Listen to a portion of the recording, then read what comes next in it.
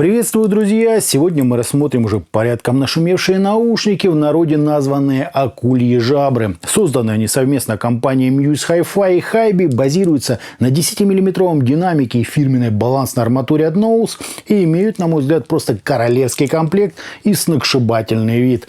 О них сегодня, друзья, и поговорим. Поехали! Это Muse Hi-Fi Mi 1. Приходят наушники в большой красочной коробке с изображением героев обзора, логотипами Hybe, Nose и списком их основных достоинств. По характеристикам нам известна их гибридная структура из 10-мм DLC-излучателя и одной балансной арматуры Nose, которые в сумме дают чувствительность равную 108 дБ и импеданс 32 Ома. В комплекте идет инструкция, плотный серый бокс из кожзаменителя, целых 4 набора амбушюр с широким и узким отверстием, черным сердечником, а также двойные. И здесь бы выразить восхищение, однако лично мне все это многообразие толком не село. Да, можно добиться неплохой изоляции, но придется долго крутить их в ухе. Впрочем, это уже чисто индивидуально.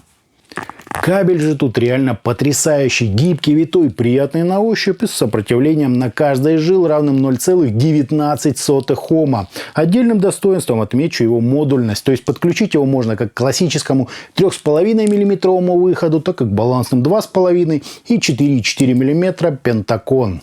Сами чашечки полностью выполнены из металла с 3 отверстиями для компенсации, средним по габаритам звуководом и теми самыми акульими жабрами на внешней частью, которые для красоты окаймили позолотой и прямо под них вложили тоже позолоченную сеточку. Смотрится это просто сногсшибательно, но в моем ухе сидят они почему-то неуверенно. Так и не удалось подобрать насадки, чтобы их толком зафиксировать.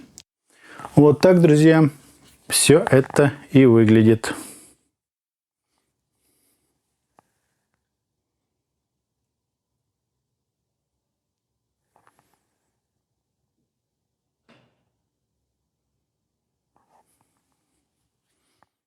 По измерениям у нас довольно быстрый по длине импульс, небольшие расхождения между левым и правым каналом и искажения в пике, достигающие 0,18%, что можно сказать гениально.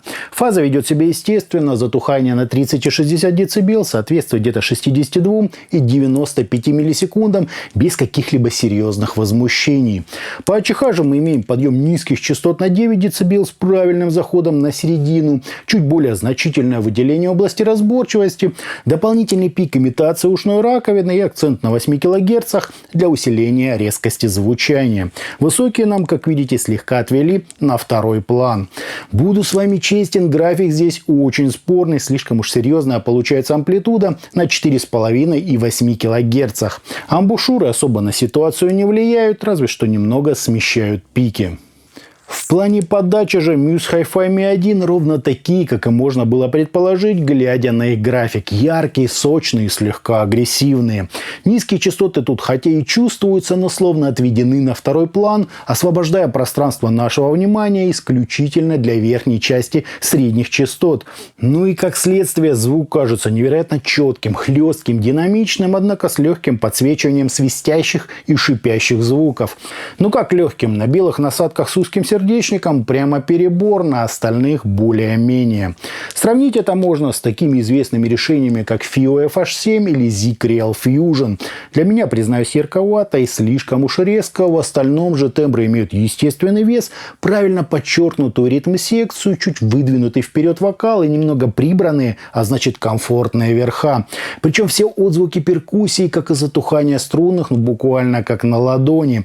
Вообще все, что касается верхней половины спектра, здесь просто восхитительно. У звука есть благородный объем, насыщенность, правильно построенное пространство и чуть ли не идеально прорисованные текстуры. Минус лишь в том, что нижняя часть спектра достаточно сильно оттеняется и играет скорее второстепенную роль. Ну и те самые пики АЧХ в ряде композиций бывают режут. Не критично, но все-таки.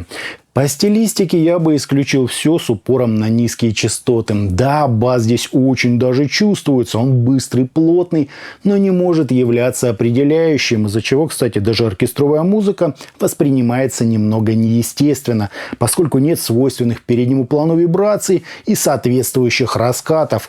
Словно мы находимся от сцены на некотором удалении. Все это, конечно, нюансы, но ведь и модель не особо бюджетная, так что вопросы к ее звуку лично у меня имеются.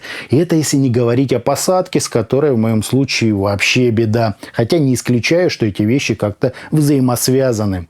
Каких-либо требований к источнику модель совершенно не предъявляет. Она легко раскачивается и споется даже с аналоговым выходом вашего ноутбука или смартфона. В общих же чертах звучат они реально богато, музыкально и просто сверхподробно. Но, как я уже отметил, с акцентом на верхнюю часть диапазона и подчеркиванием свистящих и шипящих звуков.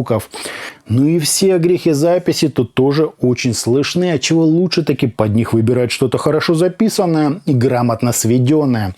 Я бы ориентировал данную модель больше для джаза, фанка, соула, старого доброго рока, какой-нибудь атмосферной электроники, классической музыки и всего живого акустического. Со скоростными жанрами Mi 1 тоже дружит, но в том же металле уклон в верхнюю часть диапазона мне показался довольно-таки своеобразным. Из дополнительных плюсов нельзя не отметить однородность всего музыкального полотна. На слух нет никаких ни стыков, ни переходов. Объем и прозрачность образов, легкий аналоговый окрас, естественный вес и, конечно, свой собственный уникальный характер звучания. Причем его просто невозможно назвать простым. Любой меломан подтвердит наличие того самого благородного почерка и бархатного окраса. Звучит это реально сногсшибательно, но, как и всегда, с некоторыми особенностями. Под мои вкусовые пристрастия Mi 1 просто восхитительны, но советовать их широкому кругу меломанов я не возьмусь. Подобный класс наушников лучше таки послушать перед покупкой. Хотя, если вы фанат FiiO FH7, коих прямо много, в лице Muse Hi-Fi Mi 1 вы получите аналогичный по характеру звук, но гораздо более высокого уровня. Вот им точно понравится. Итогом, гибридные наушники Muse Hi-Fi Mi 1 просто превосходны своим комплектным кабелем, просто гигантским набором амбушюр и дизайном внешней части, который с акульими жабрами. Звучит же модель с явным уклоном в светлую сторону, однако при этом с хорошо читающимся плотным басом, правильно переданной ритм-секцией, немного приближенным к нам вокалом, благородным бархатным окрасом, шикарной мелодикой, потрясающей выразительностью. А как тут рисуются разнообразные шлейфы и затухания, вообще сказка. Из минусов отмечу небольшой подсвечивание свистящих и шипящих звуков, немного оттененный верхней частью бас и в моем случае спорную посадку. Ни с одними амбушюрами они мне так и не сели. По характеру модель близка к небезызвестной FiiO FH7, только заметно выше уровня. Если вам нравится светлый звук, уверен, вы останетесь в полнейшем восторге. Реально классные по звуку наушники, но не для всех. А на этом у меня все. Это были наушники Muse Hi-Fi Mi 1. Всем добра, подписывайтесь, жмите лайк и присоединяйтесь ко мне во ВКонтакте и Телеграме. Всем добра!